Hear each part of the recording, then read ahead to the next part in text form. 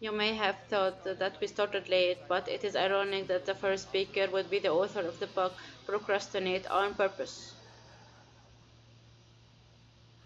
How is it that we have more tips and tricks, tools and technology, calendars and checklists than ever before, and yet we still always seem to be behind?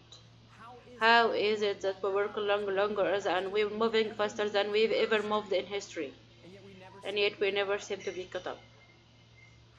How is it that we know more about time management today, and yet stress is at an all-time high? The reason why is because everything you know about time management is wrong. I first started to realize this a couple years ago. It was early in Saturday morning. I was at my business partner's house. I was picking him up for a very important international leader planning retreat. And he has your baby girl named Haven. And Haven is the sweetest little thing you can imagine. She has curly brown hair and these sweet, sweet, soft brown eyes. And we live in Nashville. She has little southern accent that developing. And as I'm picking up Dustin, we have about to leave. Haven comes sprinting down the hallway, and she leaps and she latches on Dustin's legs.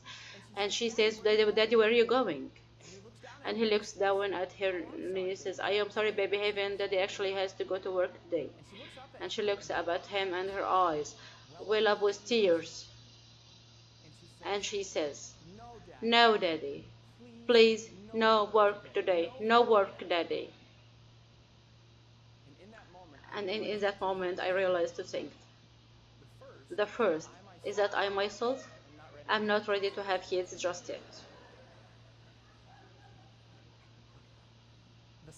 The second, that even though everything you've ever heard about time management is all logical, types and tricks, tools and technology, calendar checklist, it's apps, it's all logic. What I realized that moment from a 2 year old is that today time management is no longer just logical.